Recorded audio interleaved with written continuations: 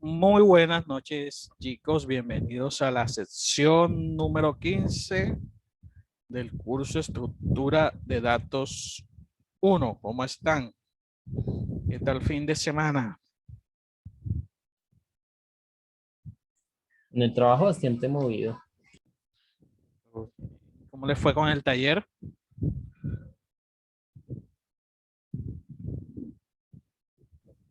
¿O el taller? El taller que tienen que entregar. Ah, ya. El taller. Ah, el taller. Ah, Ah, ya, ya. ¿Cómo ya se taller. ocurrió, profe? Ah. Oh, hombre, bueno, vamos a avanzar porque hoy tenemos el parcial. Dijimos que lo íbamos a empezar ¿a qué hora? ¿A las 7:15 o a las 7? 7:15 para los compañeros que llegan tarde del trabajo. Listo, 7:15. Entonces vamos a empezar. Ah, bueno, les entregaron sus notas del primer corte.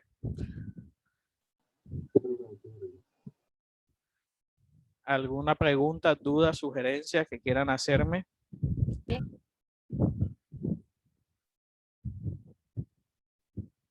¿Ninguna?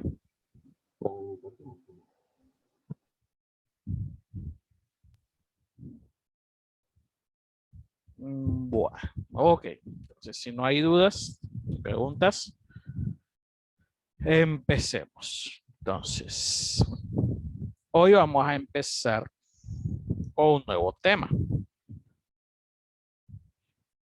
Y lo enlazamos con lo de las matrices para hacer los ejercicios de la teoría. Aquí quiero detenerme un momento.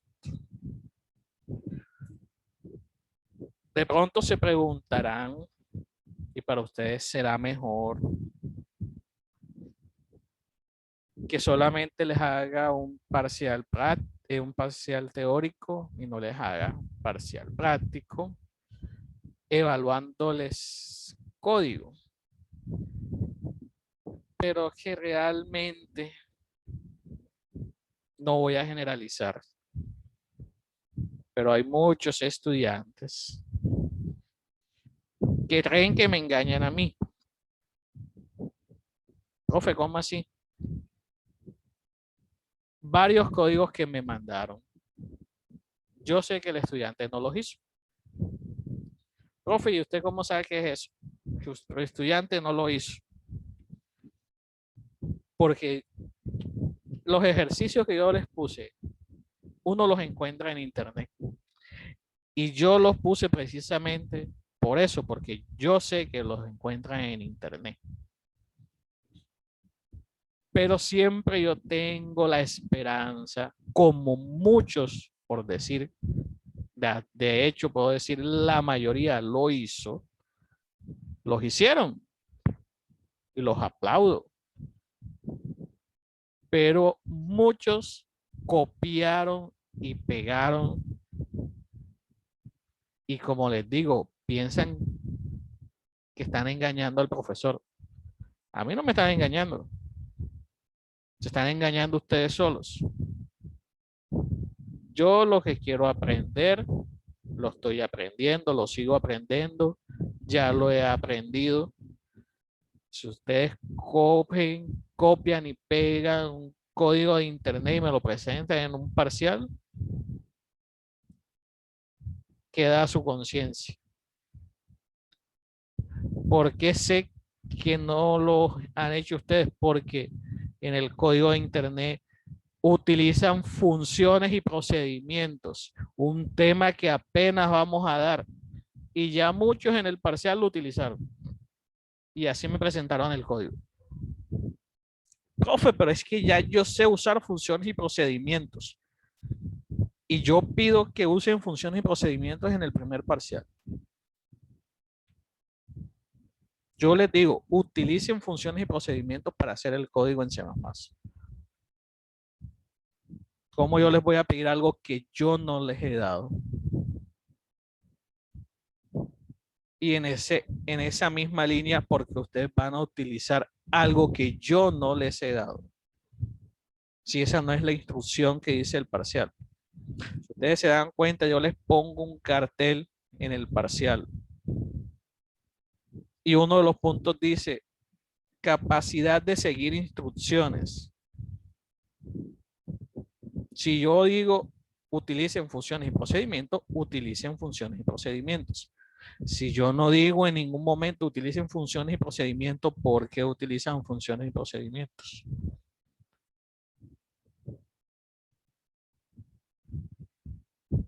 ¿Mm? Usan librerías que yo no les he dado a estudiar porque son librerías que en C++ ya no se utilizan, que son de C, y así me presentaron el código. O sea, parecía que ni siquiera se les diera por ver el código, sino que copian y pegan y ahí se fue. El profesor no se da cuenta, él no revisa eso, yo sí reviso eso. Me doy el trabajo de revisar todos los códigos. Entonces, se los dejo como reflexión. Yo no les voy a poner mala nota en el parcial, solo que como ustedes mismos serán conscientes, si un grupo yo veo que hizo el código, que yo sé que es un código desarrollado por el estudiante, obviamente a ese estudiante o a ese grupo le voy a poner una nota de 5, de 4, 5. Al que copió y pegó de internet, literal, no le pongo 1 ni 2, porque tampoco que sería lo justo, porque no están haciendo el parcial, están copiando y pegando. Pero como les digo, a mí no me engañan. Yo les pongo un 3, un 3.5, un 3.7, para que después no me vayan a decir que perdieron la materia por culpa mía. O un 3.7, yo quedo con mi conciencia tranquila de que no me van a ir a reclamar porque perdieron la materia. Pero lo dejo a su conciencia porque ustedes no están queriendo aprender. De eso yo lo dejo a su criterio de cada uno. Es por eso que el proyecto final, como a ustedes les encanta buscar código de internet y copiar y pegar, así es el proyecto final. Los pongo a buscar código de internet para que lo lean, lo estudien y me lo expongan.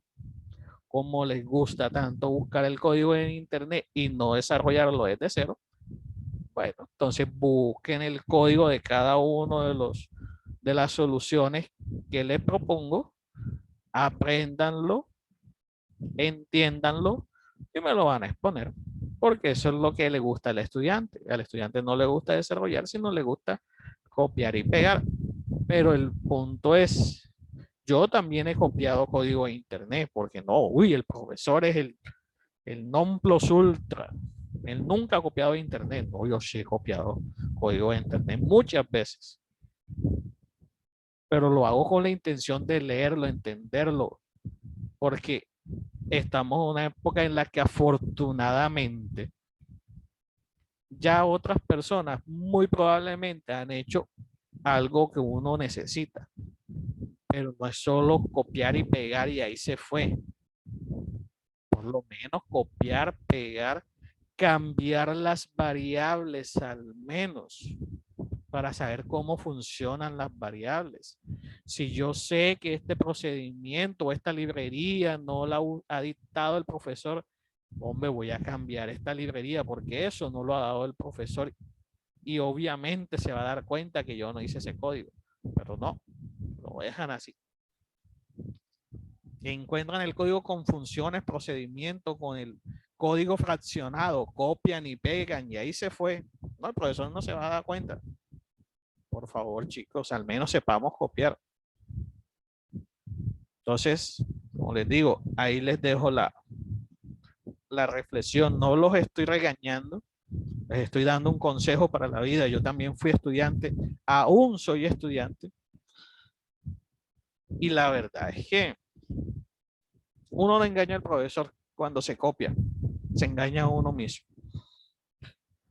Por eso el segundo parcial es teórico y en línea. A ver si de pronto así no se copian. Porque digamos que ese es uno de los problemas de la virtualidad. Como tienen el internet ahí disponible, creen que engañan a uno como profesor, pero realmente a nosotros como profesores no nos engañan. Bueno, después de la Profe, yo tengo una vaciada, pregunta. Profe, tengo pregunta también. ok, dígame. Con respecto al parcial con Kahoot, ¿va a tomar en cuenta el tiempo o solamente si la persona respondió correcto o verdadero? Bueno, cuando llegamos allá les explico, o mejor dicho, ya el viernes les había dicho, se gana el parcial con 11 preguntas. Profe, yo solo respondí bien 11 preguntas. Tienes un 3.5 ya asegurado. De ahí para adelante, el que me responda las 20 preguntas bien, tiene un 5 y ahí va bajando. Son 20 preguntas. Para cada pregunta tienen 1 minuto para responder. Aquí ya podemos decir que ya no es tan competencia de que tienen que responder el más rápido ni nada. Ya acá es cada uno responde por su nota para ganar. Tiene que responder 11 preguntas. Repito, con 11 preguntas ya tiene un 3.5. ¿Listo? Profe, si nada más respondo 10, tiene un 2.5 en la nota del parcial. Esa nota del parcial va computada con la nota del taller que van a subir hoy o que ya subieron. Para que les sume y les suba un poquito. Si no presentan el taller, ya saben que les va a bajar la nota como les pasó a muchos en el corte pasado, que por no entregar los 6 talleres, eso les bajó puntos en la definitiva. Una chica dijo que iba a hacerme una pregunta. Sí, profe, no sé, es que no sé si escuché bien. Bueno, pues su merced dice que el parcial es teórico, pues bueno, a mí me parece bien chévere así, pero entonces la pregunta es, ¿aún hay que presentar ese proyecto que su merced dijo de los puntos? Es que el proyecto es el final. Ah, ok. Eso es para el martes, sección 20. Ese día hacen la presentación de cada uno de los puntos, cada grupo. Y habíamos quedado que el plazo máximo para subirlo a la plataforma era el lunes festivo a las 11:55 de la noche. Y que el viernes, aunque no tengo claro, ustedes necesito que me confirmen. Yo creo que el viernes ustedes tienen clase presencial. Que yo sepa, no, profe. No. Además, no podemos hacer lo que pasó que días, porque por ejemplo uno de los compañeros salió positivo, imagínense. Pero bueno, eso es importante que se lo reporten a la universidad, porque de hecho sí, déjenme, les voy a decir que yo estaba ayer precisamente estaba viendo eso y el viernes tienen programada clase presencial. Ya les voy a confirmar porque de pronto el profesor miró mal Profe, y ¿la clase es está con usted? hablando. No, ya, espérenme para no hablar. Aunque yo revisé y vi, ay, jue madre, si ellos tienen clase presencial el día viernes. Aquí está. Dice, Ingeniería de Sistemas, tercer semestre. Sí, señores. Electromagnetismo y laboratorio, Arturo Aparicio. 31. Ah, no. Creo que ese es de la mañana. Ese es de la mañana. Sergio Iván Calderón Macías. 4 de junio, viernes. Salón Laboratorio de Física Electrónica, sede León, carrera 7, número 3520. El 4 de junio.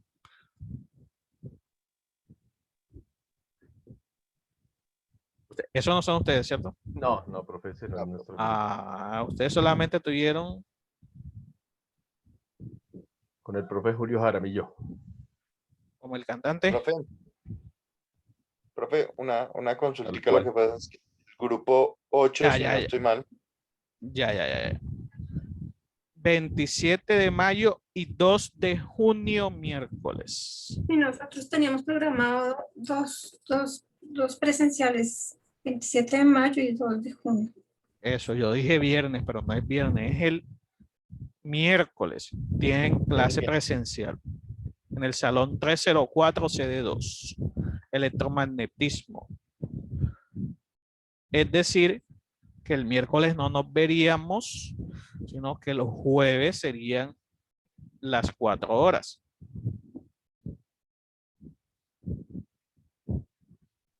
ok.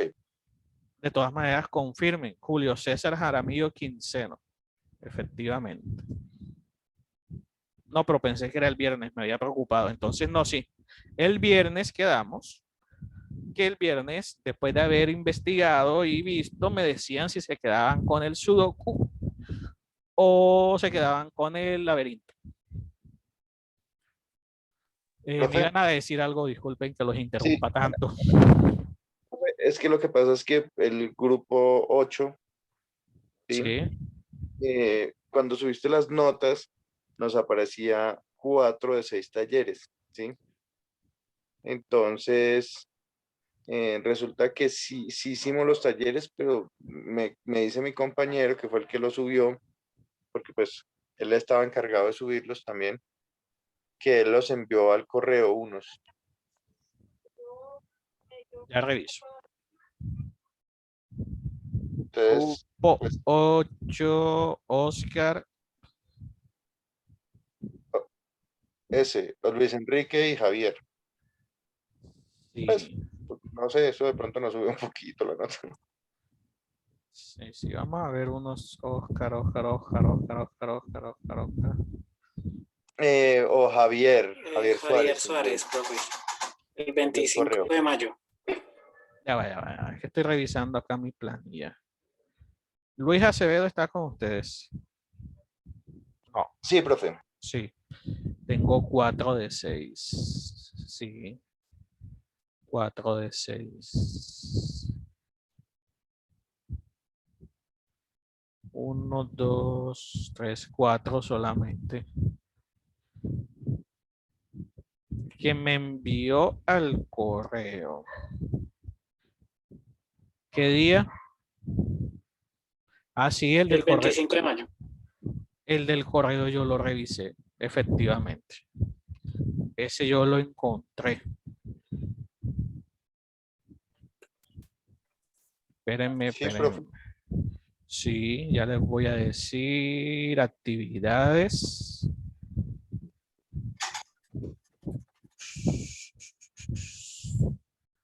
Pero por lo menos la actividad 6, la última, no la tengo registrada del grupo 8. Ok, profe. La 6, ni la 5. Vamos a ver. En el correo encontré cuál fue la que encontré en el correo. Porque las otras 4, si no estoy mal, están subidas en la plataforma, pero Sí. las últimas, esas dos no, o sea, se subieron fue al correo. Porque Javier nos dice él que pesaban mucho y que no logró subirlas. Entonces. Espérenme, porque sí, yo recuerdo haber descargado algo del correo.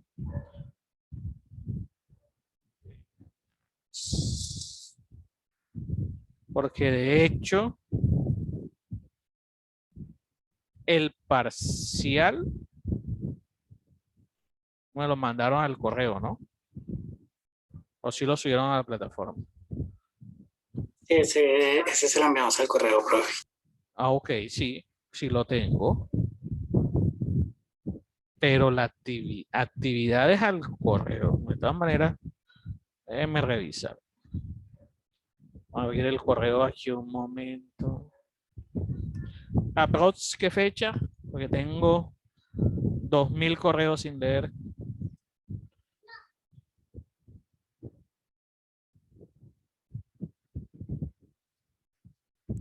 Ese fue el 24 de mayo.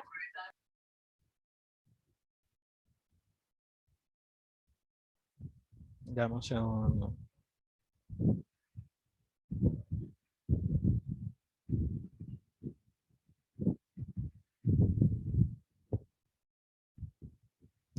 ¿20 qué, disculpa? 24. 24. No tengo correos del 24 de mayo.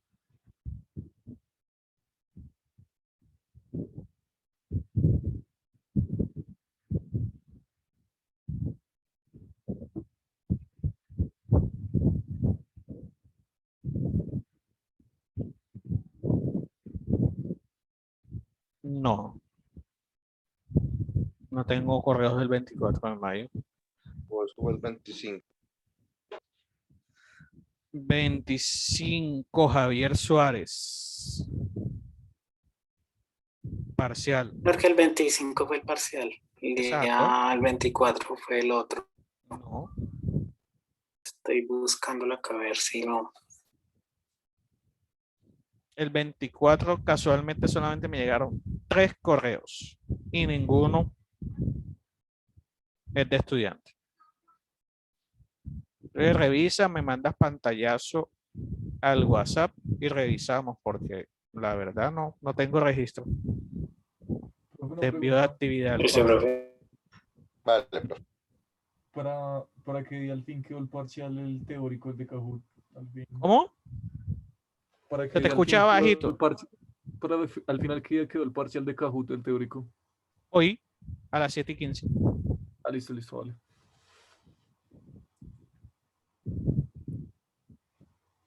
Bueno, entonces vamos a avanzar en esta parte hasta donde lleguemos.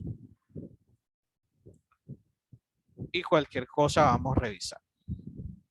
Entonces, funciones y procedimientos. ¿Qué son las funciones y procedimientos?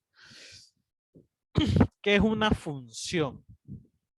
Hablando en términos simples, una función es aquella estructura de datos que me permite dividir, segmentar o agrupar tareas comunes en un código fuente. Cuando hablamos de una función o de un procedimiento, que son dos cosas parecidas, pero con unas diferencias bastante marcadas. Nosotros podemos tener una función, por ejemplo, que ya lo vamos a ver en las características de cada uno. Una función para sumar números o para restar números. Es decir, las funciones las podemos identificar porque normalmente como programador las nombramos o las llamamos como la actividad o proceso que ejecutan. Como les acabo de decir, función suma, función división, función dividir, función concatenar, función buscar, función eliminar. Entonces vamos a leer algunas de las características que yo les cito aquí. La función es un programa.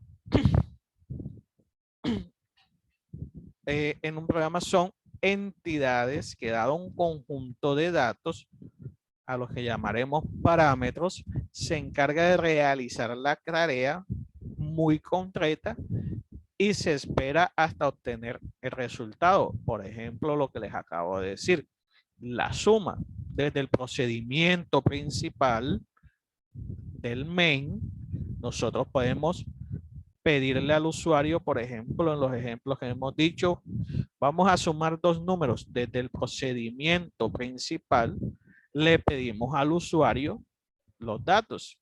En el caso de la suma de dos números, indique el primer número, indique el segundo número. Desde el procedimiento principal, enviamos esa información a la función de suma. La función de suma hace ese proceso específico de sumar. Por eso se dice que es una tarea completa. Si la función es para sumar, va a sumar, no va a sumar, restar y multiplicar. Ya eso es otra cosa, eso es un procedimiento y ya lo vamos a ver más adelante. La función hace una tarea específica, suma, resta, divide, concatena, elimina, busca, ingresa. La función hace una tarea específica. ¿Por qué es idóneo o importante usar funciones y procedimientos? Porque de esa forma podemos dividir tareas complejas en porciones más simples. Lo que les decía en la metodología de resolución de problemas, que hablábamos de divide y vencerás. Precisamente las funciones y los procedimientos nos ayudan a eso. La división y agrupación de tareas en funciones es uno de los aspectos más importantes del diseño del programa. Ya ahora, más adelante, cuando veamos los ejemplos en C++, les voy a mostrar el código. Bueno, ya lo hemos visto, el código como lo hemos venido haciendo, que es un solo procedimiento donde metemos todo, y cómo se ve un código más organizado, dividido en funciones y procedimientos para cada tarea. Las funciones no se pueden anidar. ¿Qué quiere decir esto? Que desde una función, ojo, desde una función, porque esto es pregunta de evaluación, desde una función yo no puedo llamar a otra función, como lo hacíamos en C++, con el bloque sí, o como hacemos con el bloque para, que podemos poner, ir poniendo en escalonado los sí con los si no, sí, si no, sí, si no, o con los ciclos para, el primer para, el para más interno, el para más interno, y desde el interno va moviendo el que está más hacia el exterior hasta llegar al final. Con las funciones no podemos hacer eso. No podemos tener funciones que llamen a otras funciones. Todas las funciones son externas, se pueden llamar desde cualquier punto del programa. Es decir, desde cualquier punto del procedimiento principal nosotros podemos llamar a la función. O bueno, desde otro procedimiento que no sea el principal también podemos llamar a cualquier función. Lo que no podemos hacer es llamar a una función desde otra función, pero desde cualquier procedimiento sí podemos llamar a una función. Entonces, simplificando, una función es un subprograma que toma uno o varios parámetros como entrada y devuelve, y esto es importantísimo para empezar a entender las características. Igual al final yo se las pongo todas juntas para que veamos la diferencia con procedimientos. La función toma uno o varios datos de entrada. Por ejemplo, yo voy a sumar 15 números. Él recibe como parámetros 15 números, pero devuelve una única salida como resultado. Si va a sumar 15 números como salida, devuelve únicamente el resultado de la suma, o el resultado de la división, o el resultado de calcular la mitad de los números que le hemos dado al sumar. Solo devuelve un resultado. Declaración de una función. Entonces, la estructura de una función es semejante a la de cualquier programa. Es decir, tendrá una cabecera, pone el nombre y los parámetros que recibe, y un cuerpo con la declaración de los parámetros de la función y las instrucciones. Si se dan cuenta, aquí yo les pongo un pequeño ejemplo. Y una función, digamos, o podemos decir que es un mini programa. ¿Por qué? Porque, o un mini algoritmo, un mini pseudocódigo, porque tiene un inicio, unas instrucciones, retorna un valor y un final. Entonces, un ejemplo, una función que calcule la mitad del valor que se le pasó por parámetro. Suponemos que el valor es entero. Entonces, ¿qué hace esta función? Se le pide al usuario un número, ese número se manda como parámetro a la función y ella nos devuelve la mitad de ese valor. Entonces, aquí el orden es importante en C++, lo vamos a entender mejor y dependiendo del lugar cambia la forma como se declara, pero como les digo, eso se nota y se entiende más en C++. Normalmente en pseudocódigo ponemos primero las funciones y procedimientos y de último la función principal o main. Entonces por eso ven aquí inicio, escribir un número para hallar su mitad. Se guarda en la variable num. Y aquí mismo ponemos la instrucción escribir la mitad de num, es decir, el número que yo es esto que está aquí en rojo, es la llamada a la función mitad num. Esto que está aquí es lo que se le mandó como parámetro a la función mitad que está acá. Entonces acá tenemos la función mitad que recibió como parámetro un número entero e hizo el procedimiento que debe hacer.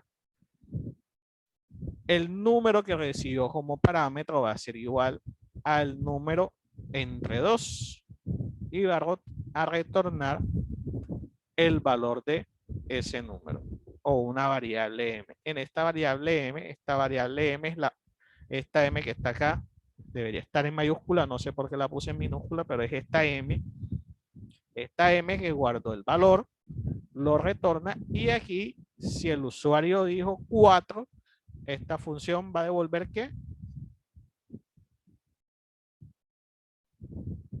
2.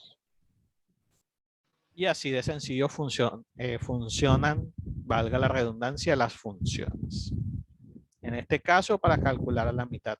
En los ejemplos vamos a ver sumar, restar, dividir, multiplicar. Cuando vayamos avanzando, vamos a hacer procedimientos de búsqueda, de eliminación y demás. Pero aquí, sencillito para que se entienda el concepto. Ahora, Profe, qué pena interrumpirlo. Sí. Buenas noches, ¿cómo está? Profe, una pequeña intervención. Lo que pasa es que nosotros tenemos un compañero que está un poquito malito, ¿sí? Tiene COVID, ¿sí?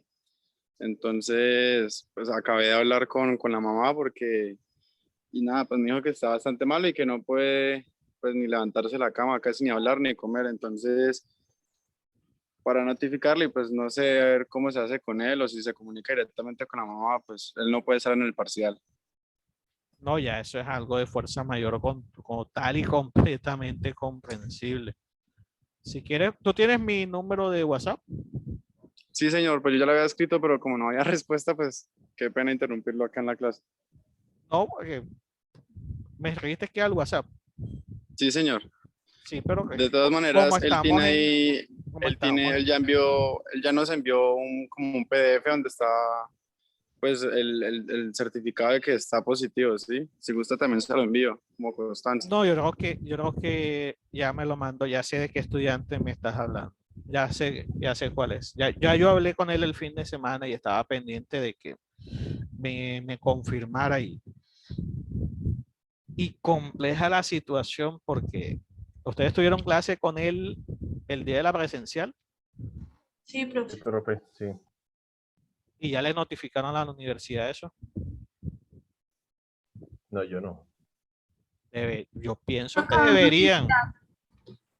Bueno, deberían porque Ya le notifico yo, bueno, a Y la es que está encargada complejo. ahorita, porque estábamos esperando también el resultado. La Y pues como confirmación. Certifica nos envió eso, ajá, ya me comunico yo con la ingeniera Astrid, que es la encargada como del monitoreo y todo, pues a decirle a ella, porque de todas formas entran como en cuarentena todos los estudiantes que estuvieron dentro de la universidad y tanto las personas que estuvieron cerca del estudiante, ¿sí?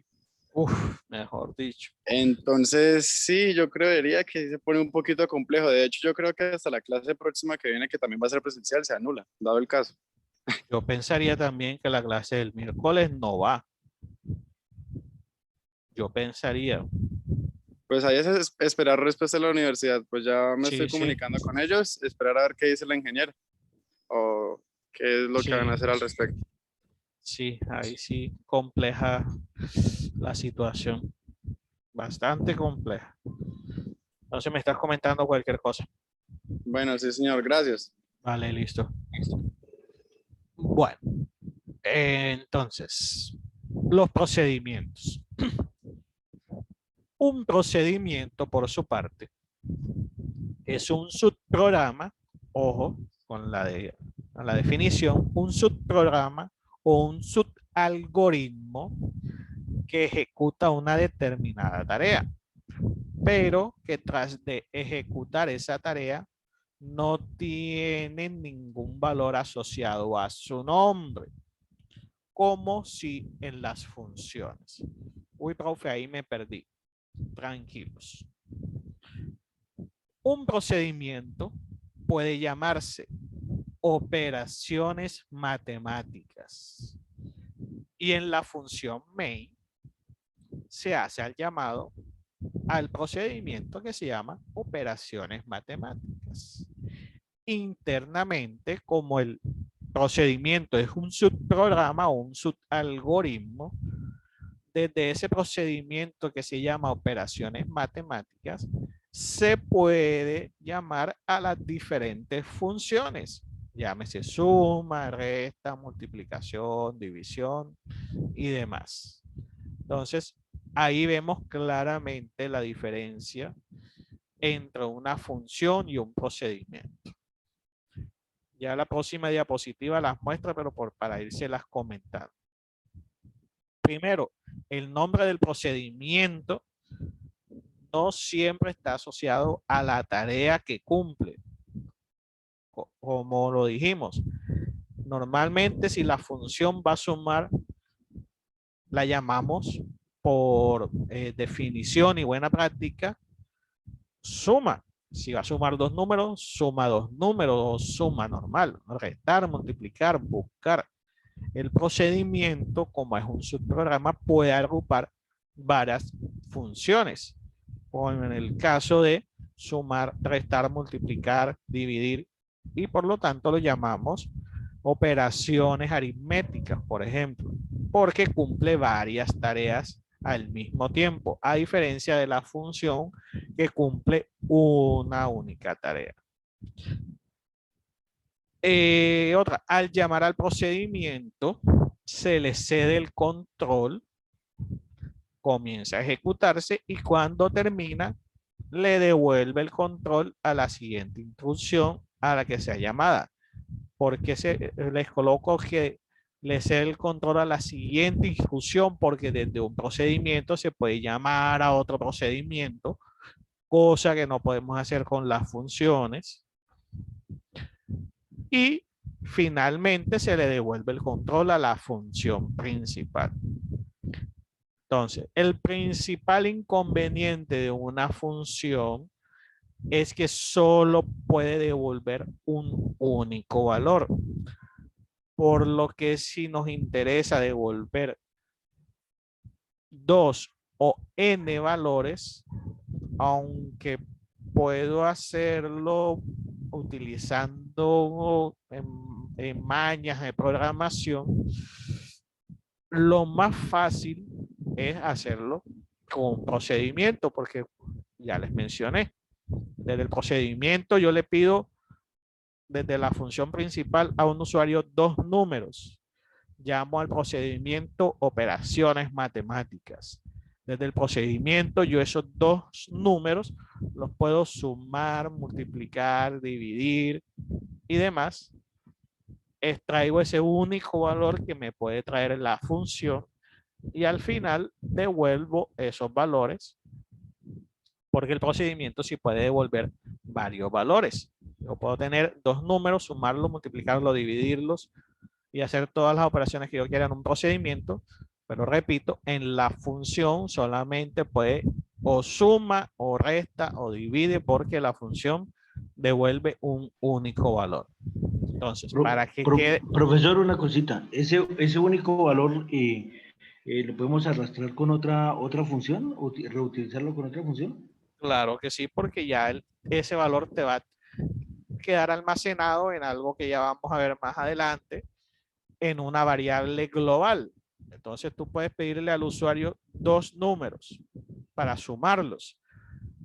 Le pediste, te dio el 2 y el 4. Y la función de suma te devolvió el 6. Esa 6 tú la puedes guardar en una variable global, perdón, y tienes ese 6 ahí almacenado. Y ya con ese 6 tú puedes hacer cualquier cosa porque lo tienes ahí almacenado en esa variable. Ya la variable te devolvió, ya la función te devolvió el valor y ya tú lo tienes disponible para hacer lo que tú quieras con ese valor que tienes ahí almacenado en esa variable global, que ya vamos a ver cuál es la diferencia entre una variable global y una variable local. Entonces la respuesta es sí. Listo, profe, gracias.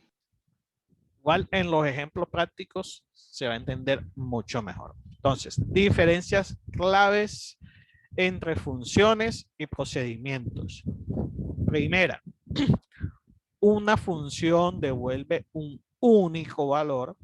Un procedimiento puede no devolver valores. Puede devolver un único valor o no devolver muchísimos valores. Punto 2. Ninguno de los resultados devueltos por el procedimiento se asocia a su nombre como ocurre con la función. Ya se los expliqué. Mientras que la llamada a una función forma siempre parte de la expresión, la llamada a un procedimiento es una instrucción que por sí sola no necesita instrucciones. Profe, me perdí. ¿Qué quiere decir esto? Cuando nosotros llamamos a una función, por ejemplo, para sumar dos números, la llamada al procedimiento en sí misma nos dice qué es lo que hace la función. Mientras que con el procedimiento, como puede devolver o no valores, no necesariamente necesita instrucciones. Por ejemplo, yo puedo tener un procedimiento para mostrar el menú que hemos estado utilizando en los ejemplos donde tenemos que usar menú. Yo puedo tener un procedimiento única y exclusivamente para mostrar el menú. Por lo tanto, él no me está devolviendo valores a variables ni nada, ni está pidiéndole valores al usuario, nada. La función del procedimiento es única y exclusivamente mostrarme ese menú o un mensaje sin necesidad de tener parámetros para poder ejecutar la instrucción. La función sí siempre va a necesitar parámetros para ejecutarse. Esto, yo de pronto a veces yo soy bastante pesado repitiéndolo, pero esto se entiende mejor en la parte práctica. Vamos a ver que cuando definimos una función, si la función va a trabajar con tres parámetros, porque por ejemplo necesitamos sumar tres números, al declarar la función debemos decirle que va a utilizar tres parámetros o tres variables para hacer la función que vaya a hacer. En el caso de la suma, porque va a sumar tres números, entonces necesita tres parámetros. En el procedimiento no. cuando yo llamo al procedimiento a operaciones aritméticas, no sé cuáles son las operaciones aritméticas o no tengo que saberlo. No sé si se van a sumar 2 o 3 números o si la división me va a tener en cuenta las funciones de mob y dip. El procedimiento es para llamar a las funciones. A él no le interesa o no es necesario conocer las variables que intervienen en el procesamiento de la información como si pasa en las funciones. Entonces, esta llamada consiste en un nombre al procedimiento que va entre paréntesis y pasan los parámetros que se le vayan a pasar. Eso en el caso de la función. En el parámetro, vamos a ver que para llamarlo solamente le decimos el nombre del procedimiento y ya. Por eso, la mayoría de las veces, los programadores, o hablo a título propio, tiendo más a utilizar procedimientos que funciones. Por lo mismo, porque a veces la función me restringe mucho en el sentido de que en la función se le debe decir exactamente cuáles son los parámetros de entrada, mientras que en el procedimiento yo puedo tener tanto un procedimiento para sumar como una función para sumar, y lo vamos a ver en la parte práctica.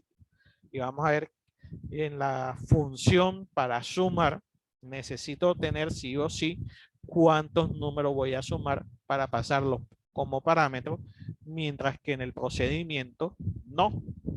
Yo mismo lo puedo definir al momento de definir el procedimiento. Digamos que no me amarra en ese sentido.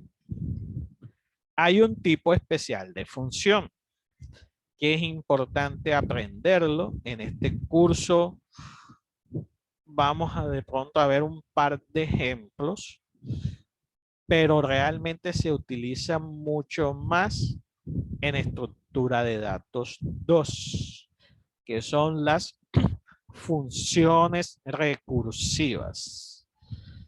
¿Qué es una función recursiva? Una función recursiva es una función que tiene la capacidad de poder llamarse a sí misma. Uy, profe, ¿cómo así? Aquí yo les presento un ejemplo. Esta función se llama ejemplo recursividad.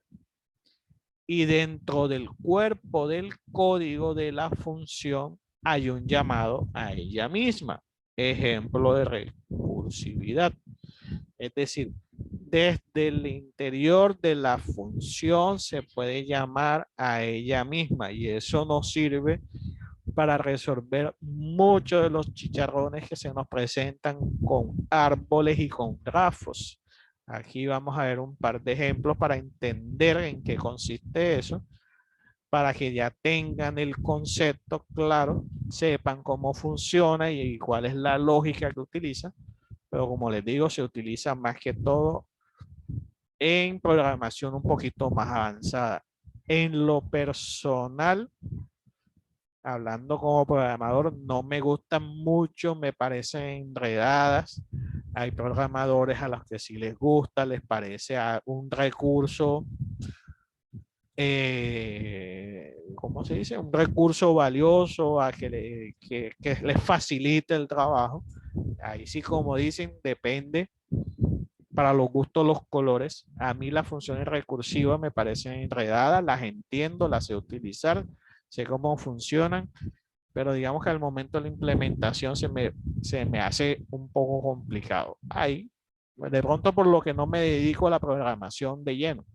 Pero sí es bueno conocerlas, saber cómo funciona, entonces ya lo vamos a ver en la parte práctica, cómo es eso de que una función no puede llamar a otra función, pero sí se puede llamar a sí misma. Es un concepto interesante de programación. Entonces, declaración de una función. En términos simples, debemos indicarle el tipo de retorno, es decir, si va a retornar un número entero, un carácter, un decimal, el tipo de retorno. Es decir, debemos indicarle al momento de definirla, si es de tipo entero, si es de tipo decimal, si es de tipo char, si es de tipo string. Este tipo de retorno básicamente es el tipo de variable que nos va a retornar. Por ponerles y continuando con el ejemplo de la suma. Si vamos a declarar la variable suma, vamos a devolvernos aquí un poquito al ejemplo. Aquí nos decía, vamos a sumar dos números, suponemos que el valor es entero, el valor de retorno. Por lo tanto, aquí en tipo de retorno, nosotros vamos a decir entero o int, al momento de hacerlo en C++, int, el nombre, suma, y en los parámetros vamos a indicarle los parámetros que va a recibir de entrada. Si son dos números, va a tener dos parámetros. Si son tres números, tres parámetros, y así. Entonces, se pueden omitir los nombres, los parámetros y dejar solamente los tipos. No es necesario declarar las funciones si los definimos antes de usarlas. Esto hace referencia a lo que yo les decía, que se entiende mejor al momento de la programación. Vamos a ver que si las funciones están antes del procedimiento principal, hablando en las dos, de las funciones y los procedimientos. Si están antes del main, yo no tengo necesidad de declararlas por allá arriba donde coloco las librerías y demás. No hay necesidad. Pero si yo quiero tener el código organizado y tener la función principal como el primer procedimiento de mi código y de ahí para abajo las diferentes funciones y procedimientos, para poder utilizarlas arriba yo tengo que declararlas. Eso es a lo que hace referencia aquí. No es necesario declarar las funciones si las definimos antes de usarlas, es decir, antes del procedimiento main o procedimiento principal, pero si las vamos a utilizar después, sí es necesario declararlas. Ya lo veremos en la parte práctica para que lo entiendan mejor. Algo que es muy, muy, muy importante tener presente: las variables locales y las variables globales. Entonces, una variable que se declara fuera de la función, es decir, fuera de este procedimiento,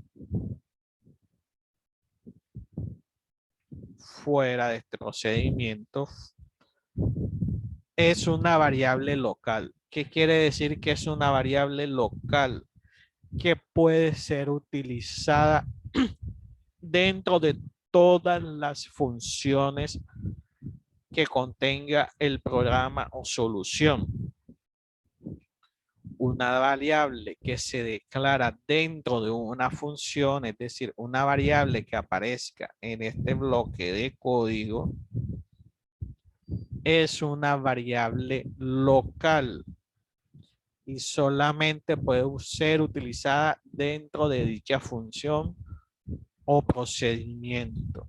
Al terminar la ejecución de la función, desaparece su valor. Entonces, si yo aquí tengo, calma, si yo aquí declaro una variable suma, aquí la inicializo en 0, hago la operación, la guardo en esa variable suma que está aquí. Si yo esa variable suma llamo el valor en la función main, me va a decir que ese valor no existe porque la variable estaba aquí dentro del procedimiento.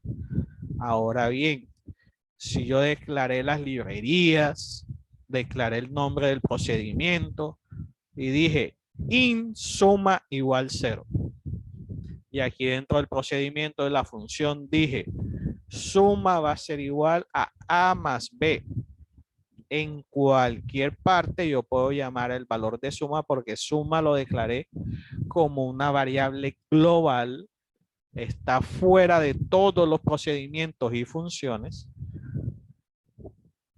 A diferencia de que si está dentro, únicamente la voy a poder utilizar dentro de la función o procedimiento.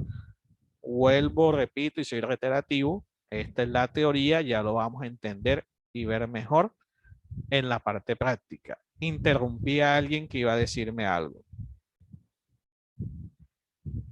Sucede lo mismo cuando, digamos, cuando vamos a hacer un ciclo for y uno pone pues como la variable i como entero.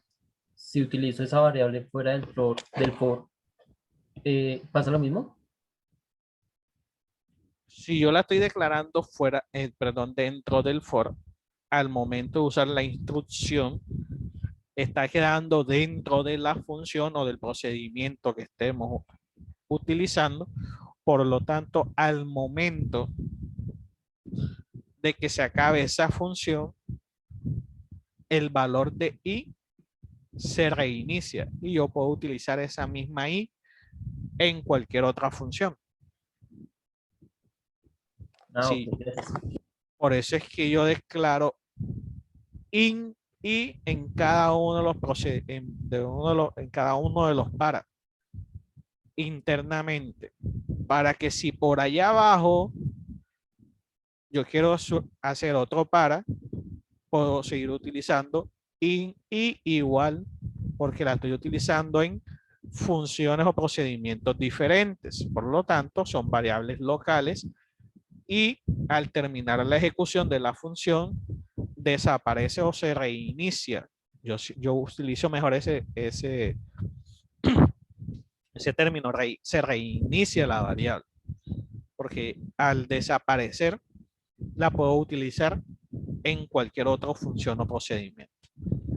Entonces, tipos de parámetros, valores, variables o expresiones. Los valores ya lo sabemos.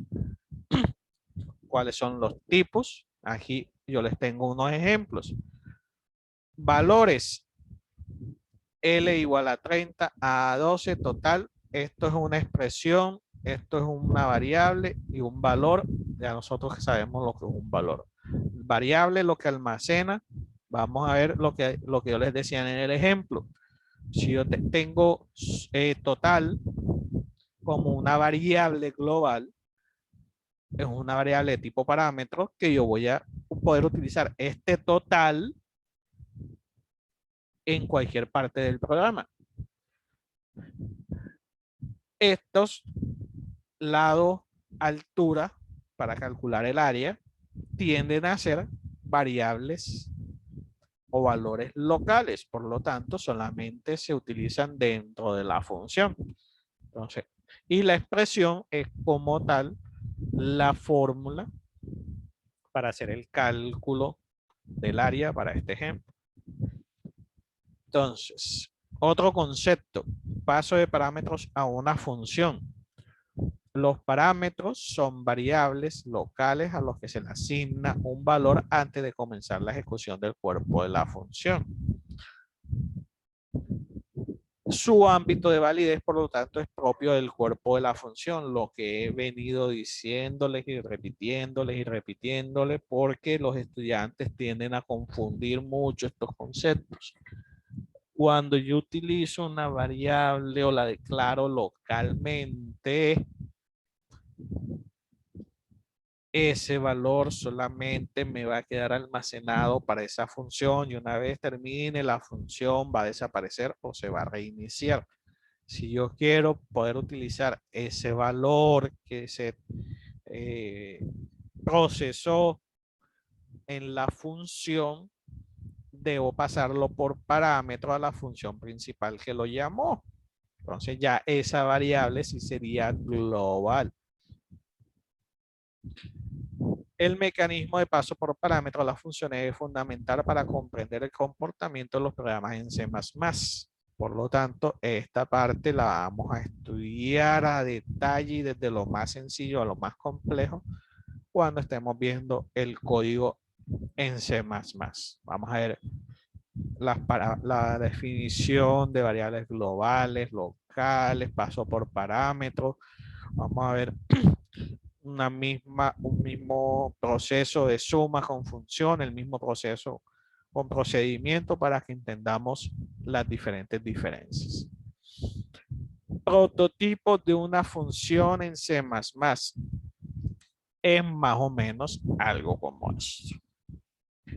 Lo que mencioné arriba. Arriba no, diapositivas anteriores. Si yo voy a utilizar un procedimiento, miren que aquí yo tengo el main, aquí está definido como void main, nosotros lo utilizamos como in main, porque le decimos que va a retornar un valor entero y por eso abajo decimos return 0. Este es el procedimiento principal. Como yo estoy utilizando el procedimiento o función 1 y función 2 después del main, los declaro antes del main. Le digo voy F1, voy F2.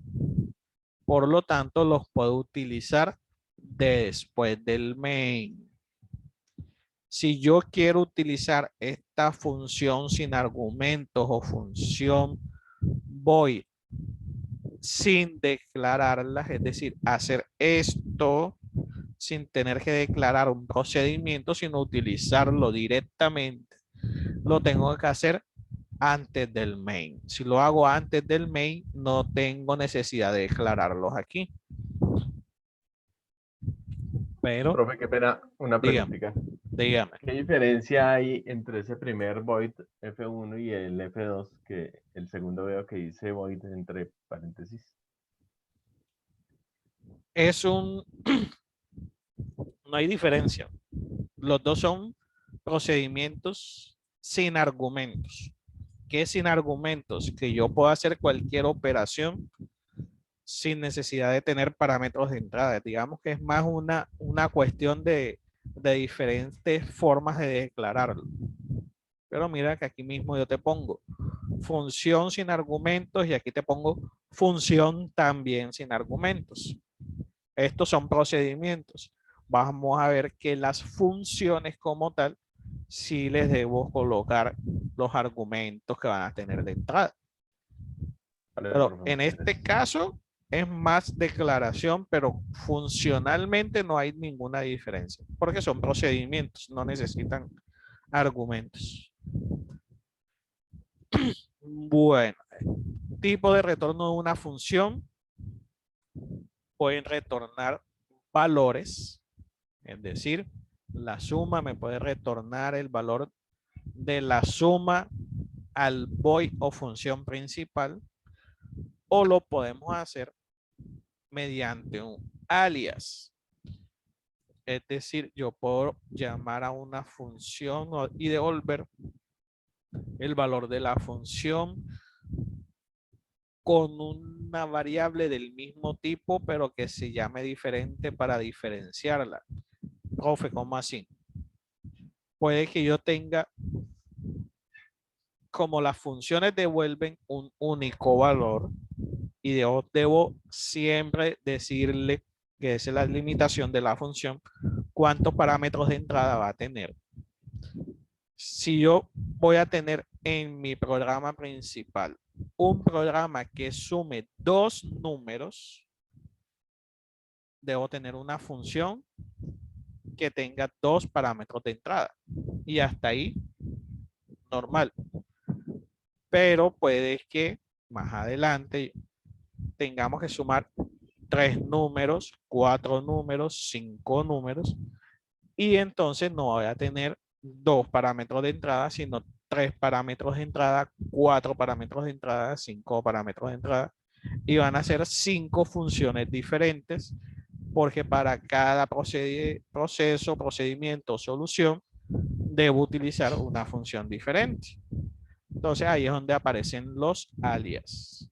Para la misma función, que es la de suma, a través del área, del alias, que es el área del alias, yo retorno los valores para 2 parámetros, 3 parámetros, 4 parámetros, 5 parámetros y así en general.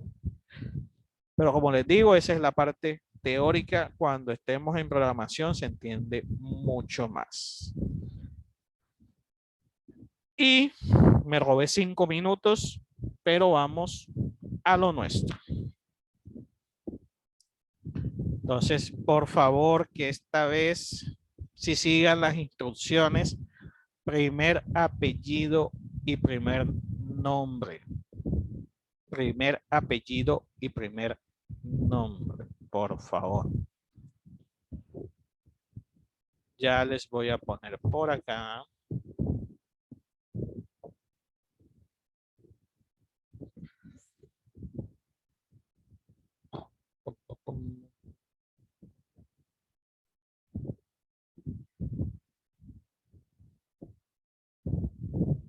Entonces, váyanse conectando, por favor.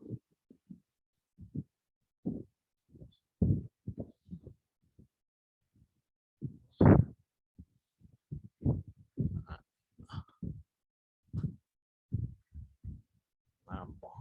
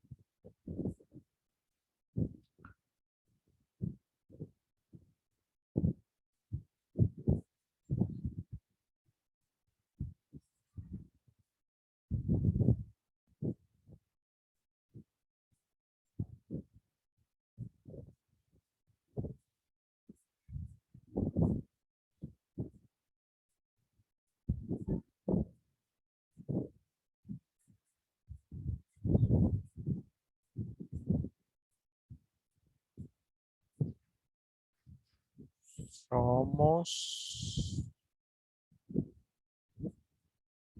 17, 18.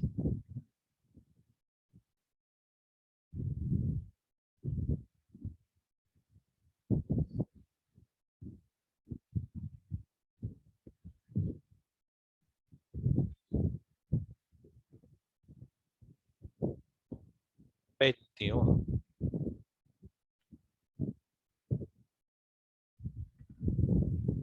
Van a haber 21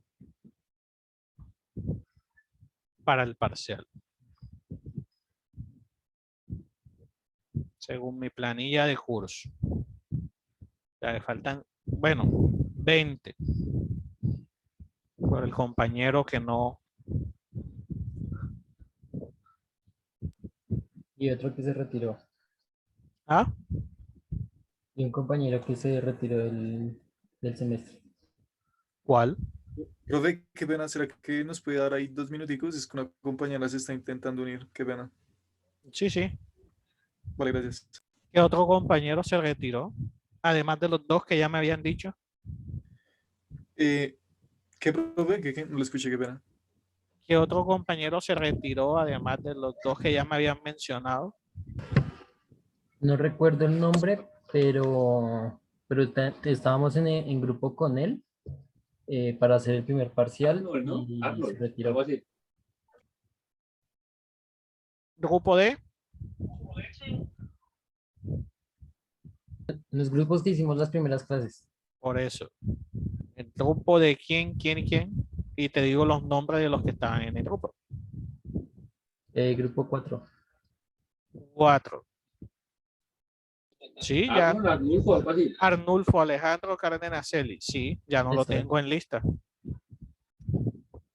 Yo le pasé la nota a 21 estudiantes. Por eso 21 deberían estar en el parcial.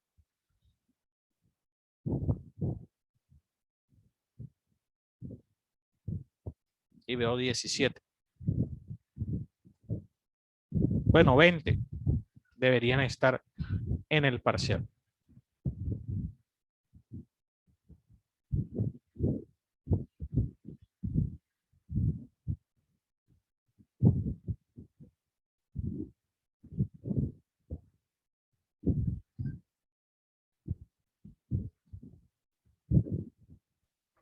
Profe, Oscar Cambero reporta que está sin internet. Yo les dije el viernes. Me dirán si yo soy mentiroso. Que hoy lunes no quería excusas de ningún tipo.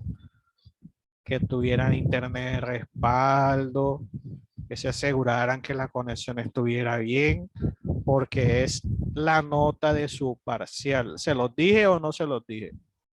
Que por eso hicimos el ejercicio, porque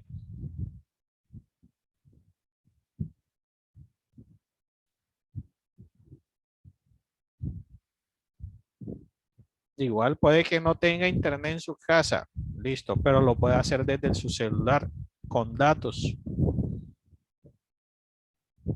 Porque ya habilité que en el celular salga la pregunta y la respuesta también. Para que no tuvieran que tener sí o sí que estar viendo la pantalla. Listo. Ahí le estoy informando, profe.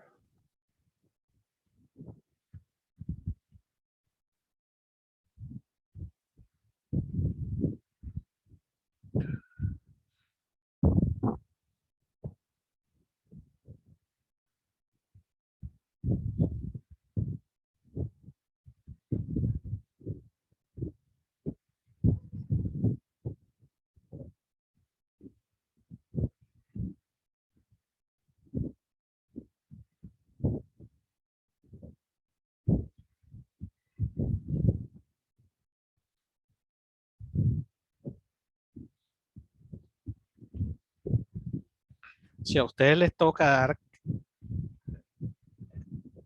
modelamiento de base de datos y aplicaciones de base de datos, yo se las estoy perdonando, pero en esas dos materias soy sumamente estricto. Y yo no sé qué parte de primer apellido y primer nombre no se entiende.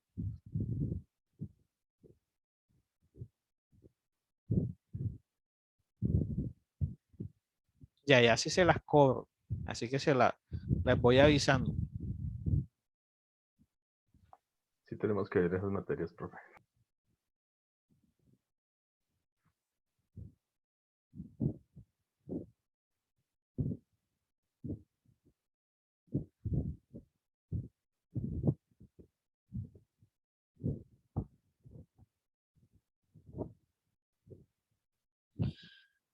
Bueno, chicos, no quiero que profe, que rápido, que es que el otro profesor se enoja si nosotros llegamos tarde. El tiempo está corriendo.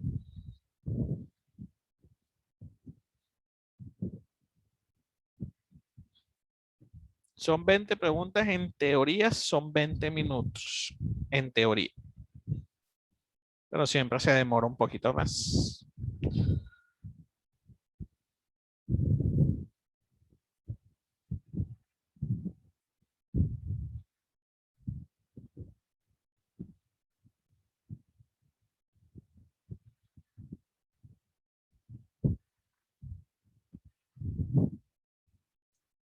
Faltan 3 personas.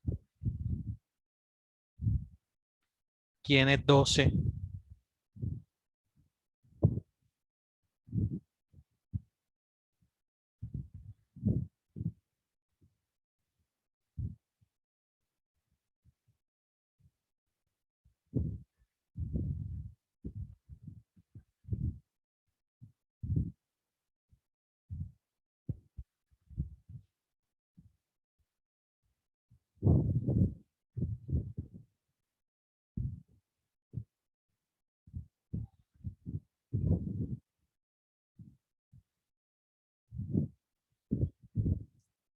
Listo, faltan 2 personas.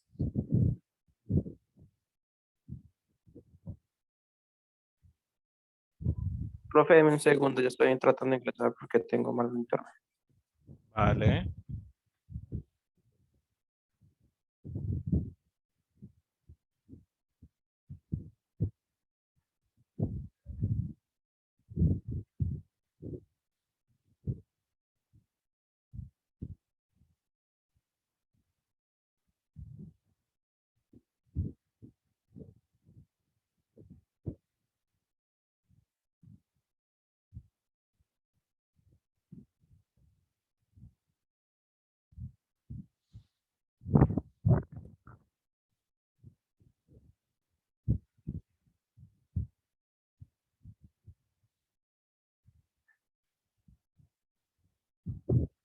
Porque se están desconectando. Profe, pero yo creo que deberíamos comenzar porque, o sea, ya, en serio que ya es mucho tiempo para colocar un solo nombre. De acuerdo, profe. Faltan 2 personas. ¿Quién falta? ¿Está conectado? Profe, ¿no faltaría el Zorro y Arnulfo para No. completar los 20? No. Yo le pasé la nota ya con los 2 que resté a 21 personas. O sea, deberían hoy estar conectados 20 con la Falta novedad del Camberos y compañero. alguien más. Falta Camberos y alguien más. Porque el compañero de la novedad obviamente no se cuenta, pero con él serían 21. Además de Oscar, ¿quién falta? Ustedes que se conocen mejor que yo. Lean los nombres y quién falta.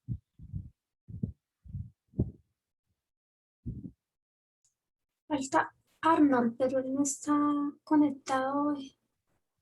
Los de mi grupo estamos completos.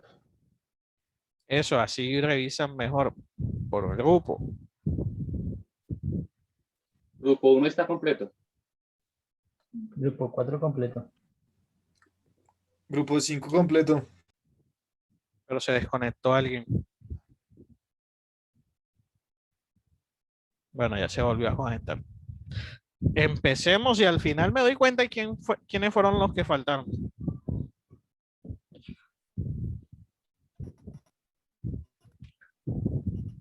Recuerden, más que rapidez, respondan bien, analicen las preguntas. Un arreglo bidimensional se puede considerar un vector de vectores. ¿Verdadero o falso? Depende del tipo de arreglo. Un arreglo bidimensional se puede considerar un vector de vectores. Profe, ¿cuáles son los arreglos bidimensionales? Las matrices para ayudarlos.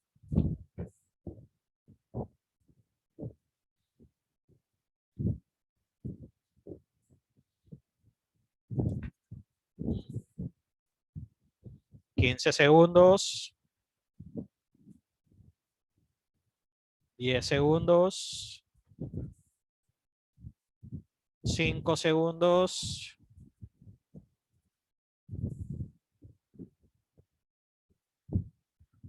Verdadero. Cuando definí las matrices, yo les dije, las matrices, la diferencia con los vectores es que manejan 2 índices. Por eso, en la literatura también los van a encontrar como vector de vectores. Siguiente pregunta.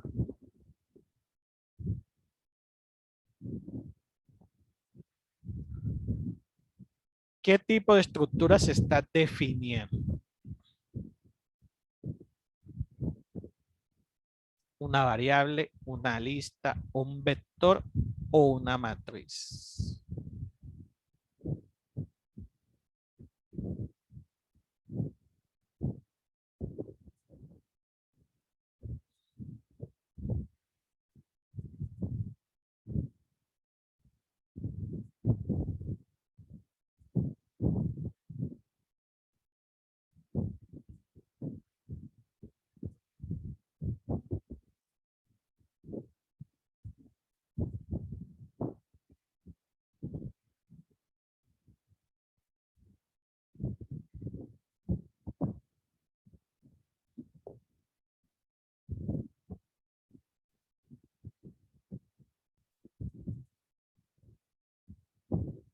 Un vector.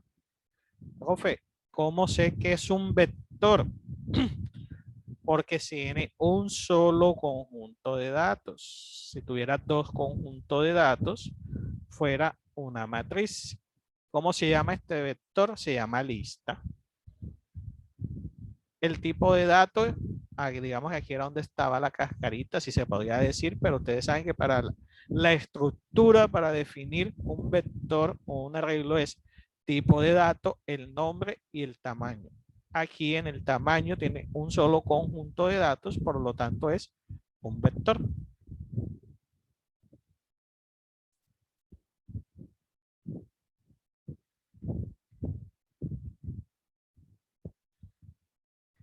¿Qué dimensiones tiene esta estructura o esta matriz? ¿Cuántas filas y cuántas columnas?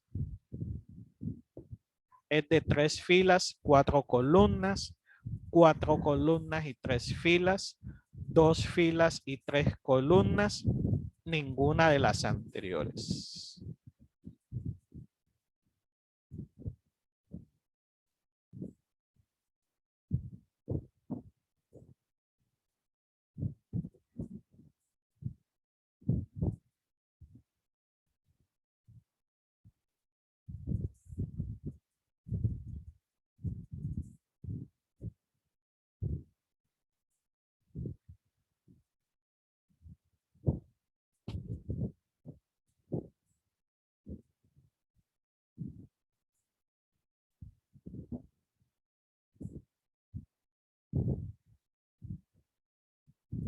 Recuerden que para definir las matrices decimos el número de filas primero y luego el número de columnas.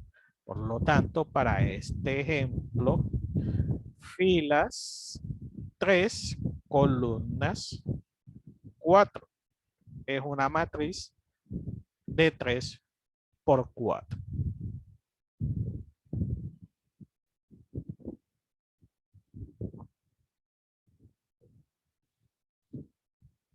¿Qué valor está en la posición 1, 3? Fila 1, columna 3.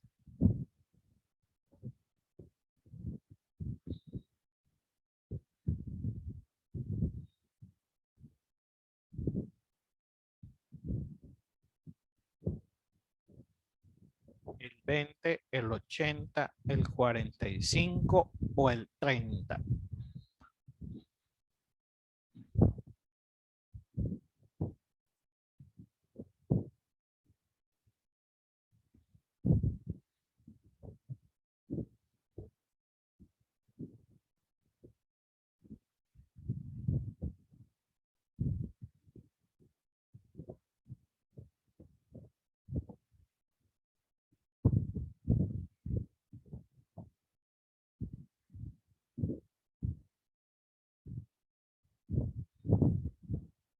El número 20. Posición 1, 3. Fila 1, columna 3. Fila 1, fila 0, fila 1. Ya estoy en la fila. Columna 3, columna 0, columna 1, columna 2, columna 3. Por lo tanto, en la posición 1, 3 está el número 20.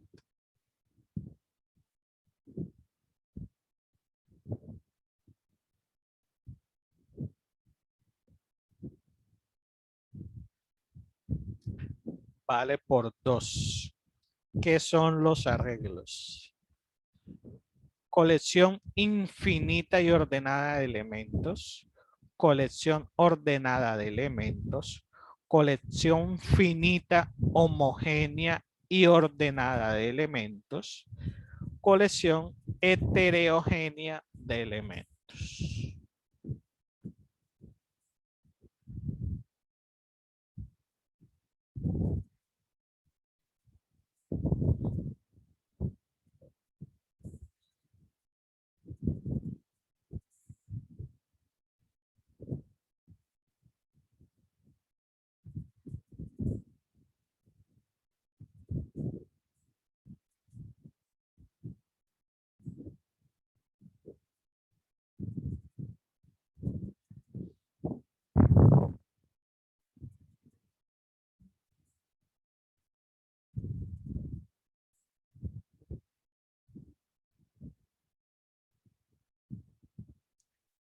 Colección finita, homogénea y ordenada de elementos.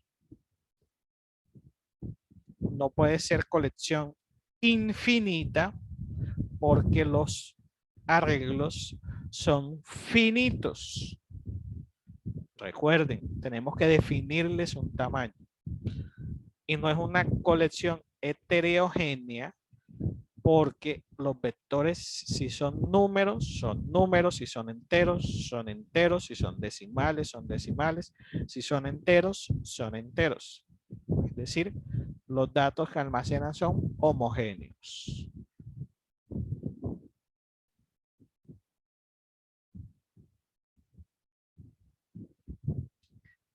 Una de las librerías no es del estándar básico a utilizar en cualquier programa en C++ hoy en día. Ojo, no es del estándar.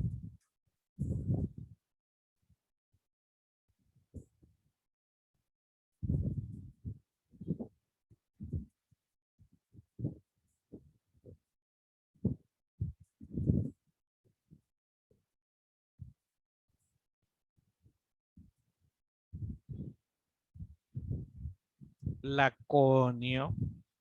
En la evaluación del viernes se las puse falso y verdadero. Y les pregunté si era o no una librería estándar. Acá se las puse con otras librerías y debían decirme cuál era la no estándar. ¿Cuál es la no estándar? La librería que tienen que instalar en cualquiera de los IDE que utilicen Laconio. Por eso no es una librería estándar, porque hay que instalarla si la queremos utilizar. No viene con el IDE. ¿Con qué instrucción se declara como función principal en C++? Pregunta repetida del día viernes.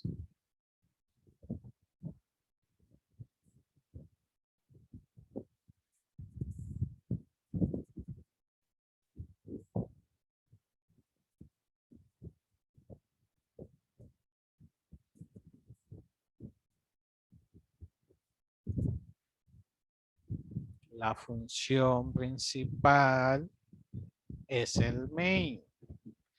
Y como vimos ahora en funciones y procedimientos, es el tipo de dato que retorna. Y sync no tiene nada que ver con la pregunta.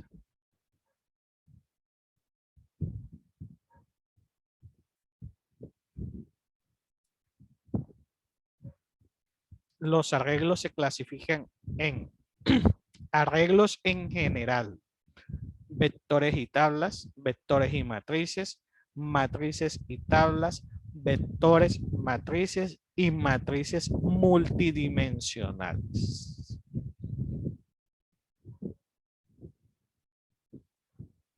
Tienen que escoger la respuesta más completa.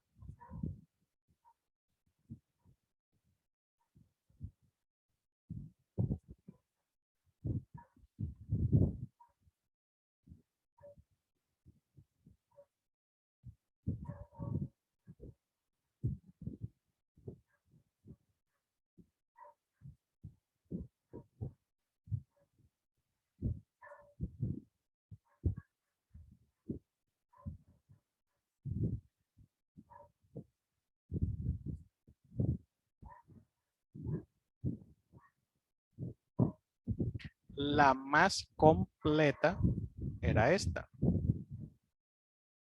Vectores y matrices es correcta, pero la más completa es vectores, matrices y matrices multidimensionales. Las tablas no existen como arreglos.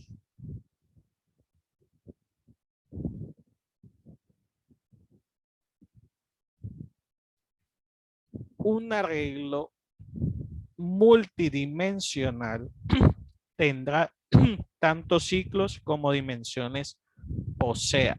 Esto se lo dije yo en clase. Eso es verdadero, es falso, depende del arreglo, ninguna de las anteriores.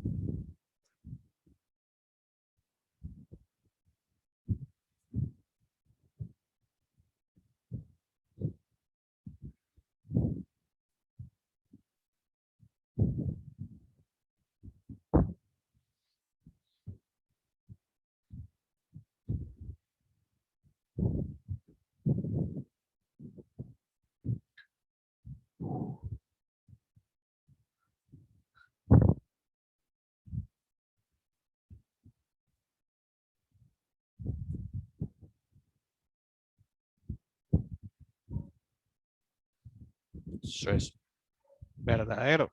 Ya les dije, si un arreglo tiene 3 índices, es tridimensional, 4 índices, tiene 4 dimensiones y para cada índice utiliza un ciclo para o un ciclo.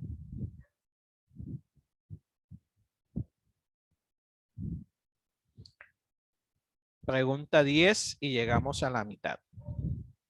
¿Cuál es la diferencia entre un vector y una matriz? La cantidad de subíndices, la capacidad de elementos que puede almacenar.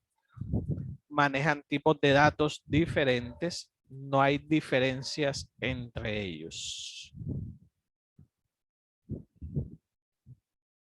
Uy, esa pregunta tenía menos tiempo, son ideas mías. Sí, estaba muy No duró cortico. nada, no duró nada, no dejó pensar. Uy, no me dejó responder. Profe, ¿se acabó el tiempo? No No, me di cuenta y le configuré menos tiempo. Ay, sí, profe, no, esa no vale. No, esa no vale. posiblemente. No, esa no. Hoy no sé qué pasó. Pero Pero dígame, respondió la roja.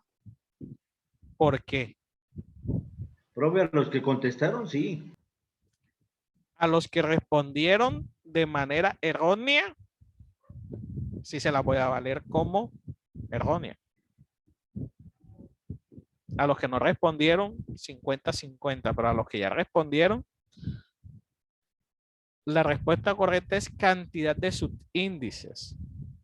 La capacidad de elementos que puede almacenar. Una matriz puede almacenar 50 números. Un vector también puede almacenar 50 números. Una matriz puede almacenar 1000 números. Un vector también puede almacenar 1000 números. O sea que la capacidad de elementos no es.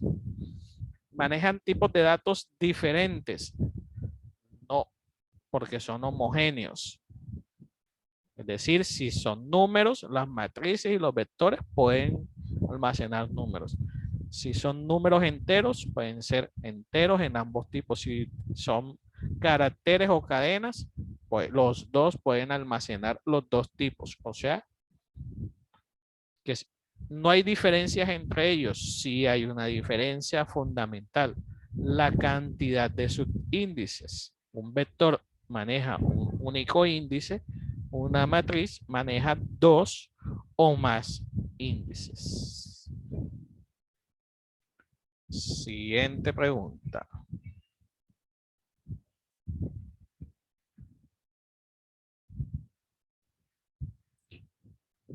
La librería que me permite procesar cadenas de caracteres en C++ es la librería CString.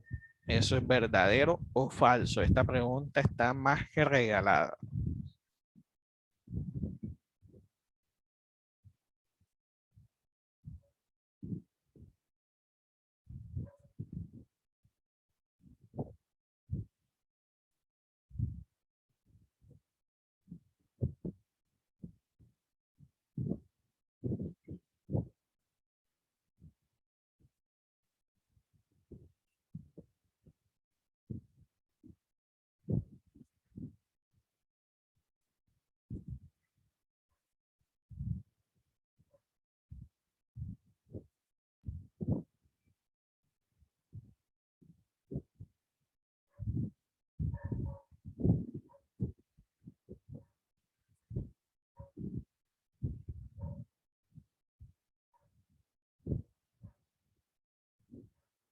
En serio.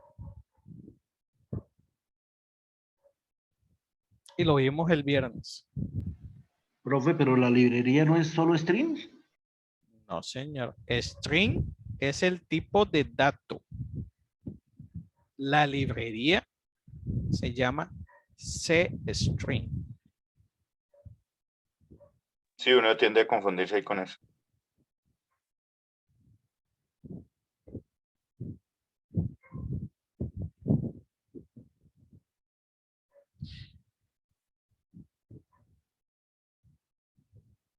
Ni siquiera voy a leer la pregunta.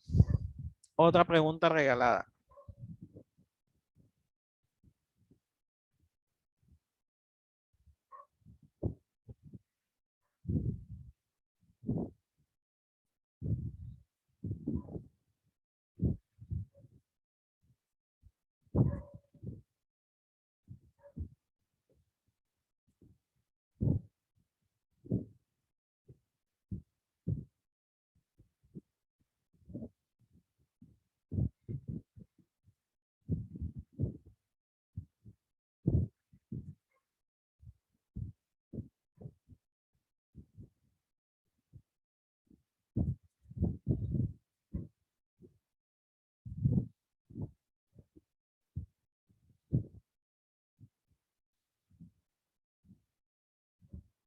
Lo acabamos de ver en la pregunta pasada. La librería que maneja las cadenas de caracteres.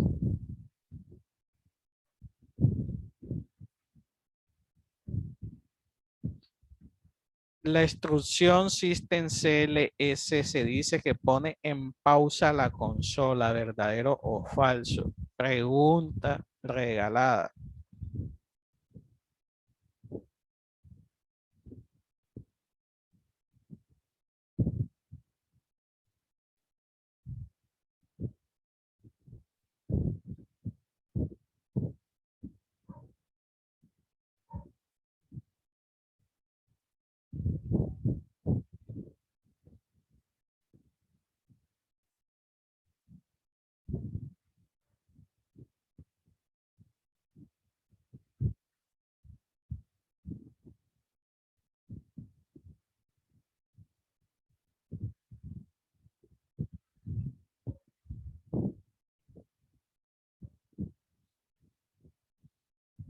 ¿Cuál es la función que pone en pausa la consola? En pausa. System pause. System CLS para limpiar la pantalla.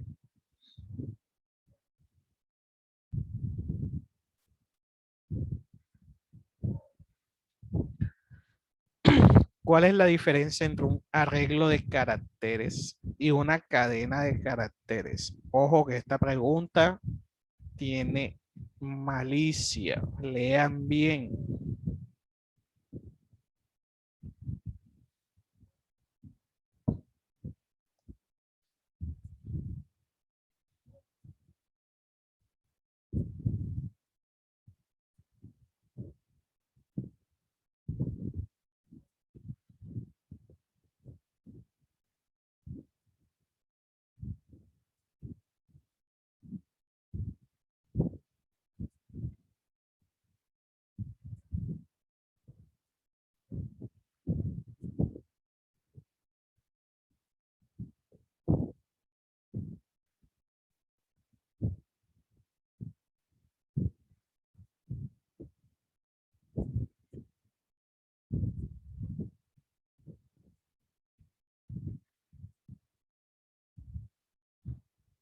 Las cadenas de caracteres tienen un carácter nulo al final.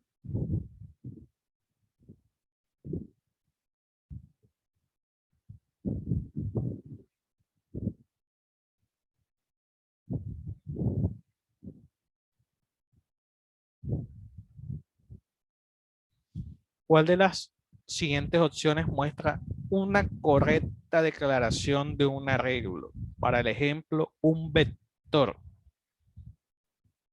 ¿Cuál de las siguientes opciones muestra una correcta declaración de un vector?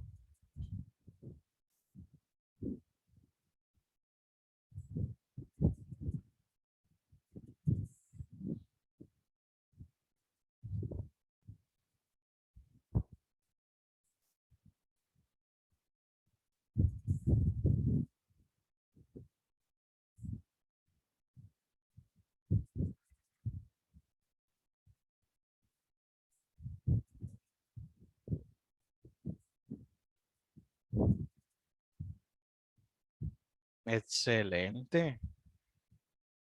Primera que todos responden bien.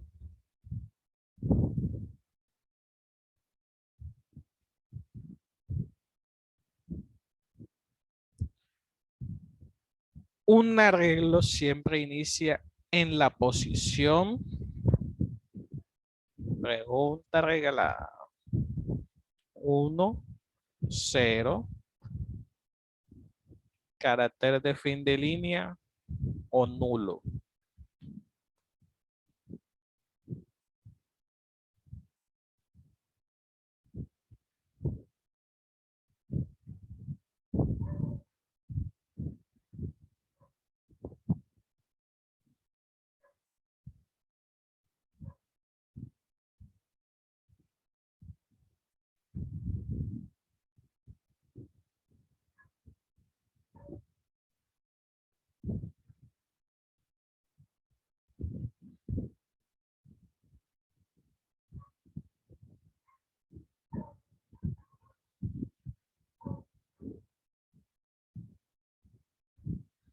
La posición 0.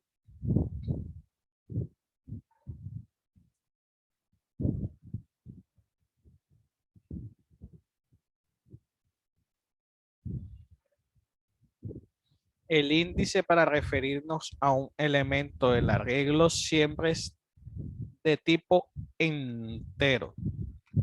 ¿Eso es verdadero, falso o depende del arreglo?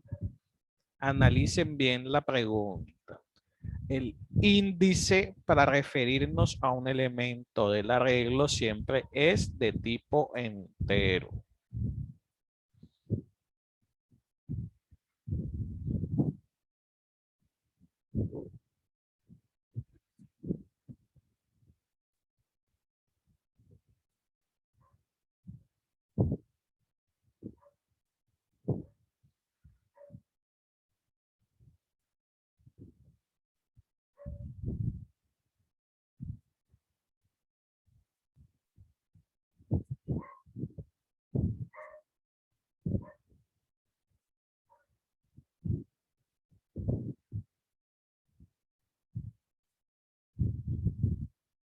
Siempre es de tipo entero. ¿Cuáles son los índices?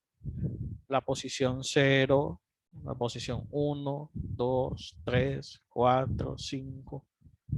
No hablamos de la posición A, la posición B, la posición C, la posición o de la posición 0.5, de la posición 1.8.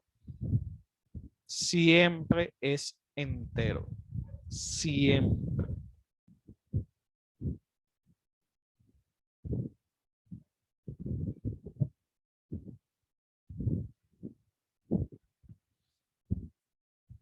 Pregunta trampa. Lean y analicen. Las estructuras selectivas ejecutan un conjunto de instrucciones una sola vez. ¿Verdadero o falso?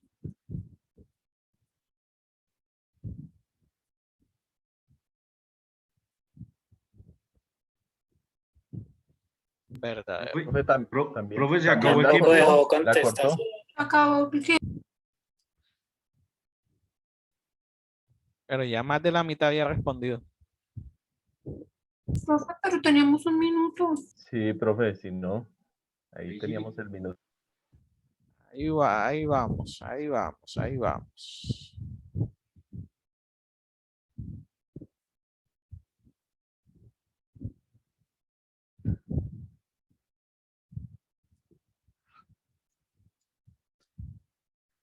Otra pregunta trampa. Lean y analicen.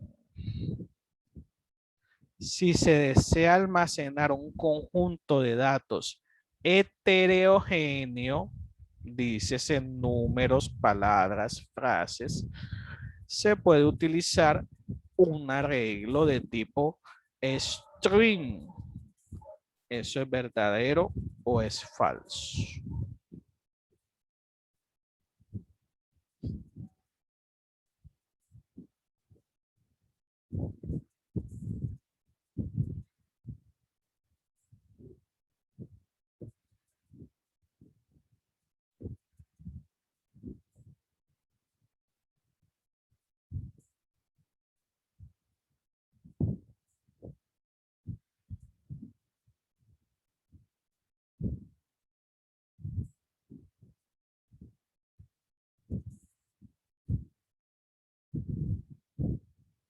Eso es verdadero. Profe, pero ¿y cómo si usted dijo que los vectores son homogéneos y solamente pueden almacenar un solo tipo de datos? Esa pregunta es contradictoria. No. Nosotros hicimos un ejemplo donde guardábamos en un arreglo título, perdón, autor y título del libro. ¿Se acuerdan? Y uno de los libros se llamaba 100 años de soledad. Ahí yo tengo el número 100, que es un número, y tengo el resto que es en palabras. Por lo tanto, yo puedo almacenar un conjunto de datos heterogéneo en un arreglo de tipo string.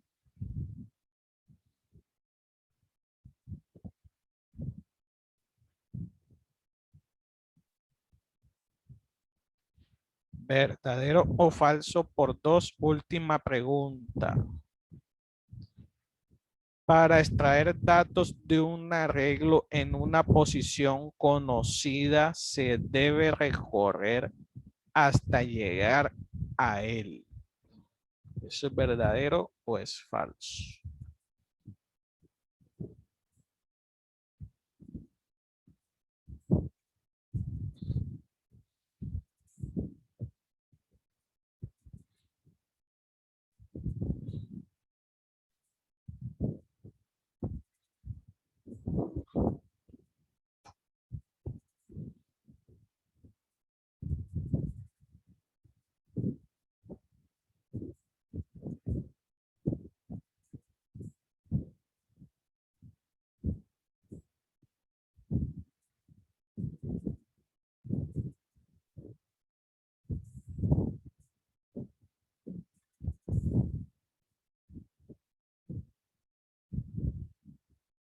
Eso es falso.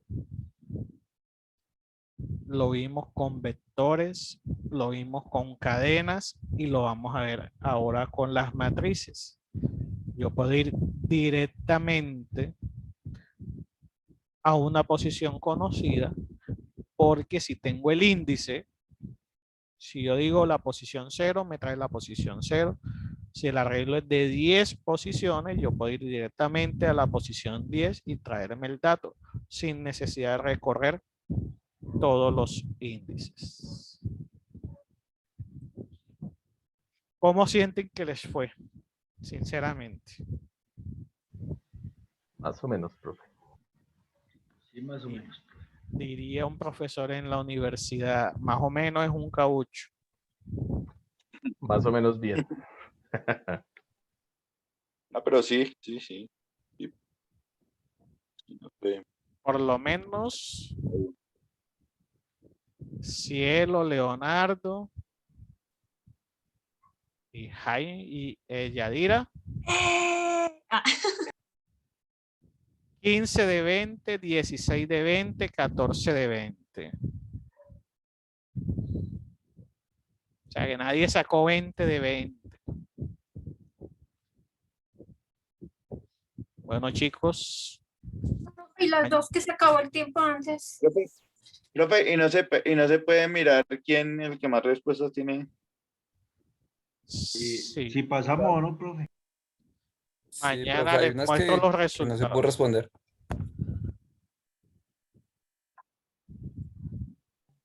Y las dos que se cortaron.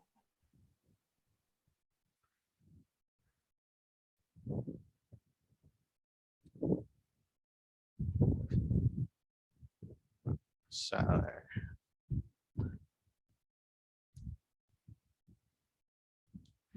Jugadores.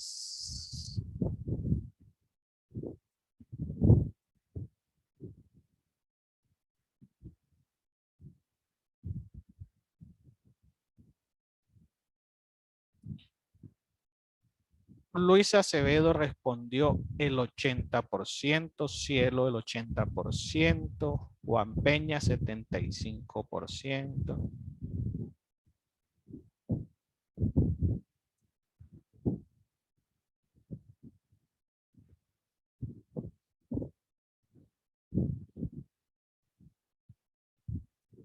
Javier Rincón. Ah, bueno, Javier está arriba. A ver, Erika Sisa, que está en la última posición.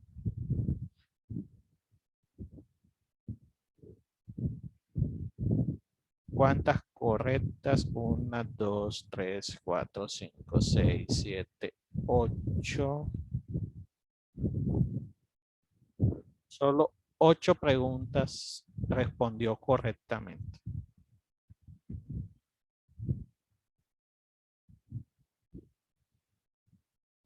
Ocho de 20. 1, 2, 3, 4, 5, 6, 7, 8, 9, 10. Profe, acá había unas personas que tenían unos puntos por el preparcial. Sí, aquí los tengo anotados. Cielo Rodríguez, Peña Juan, Acevedo Luis, Elladira y Esteban Martín. Así ya saben, mañana les doy en detalle cuántas respondió cada uno porque ya son las 8:08. Listo, profe, muchas gracias. Listo, feliz Vale, profe, que esté muy bien, gracias. noche. Chao. Chao.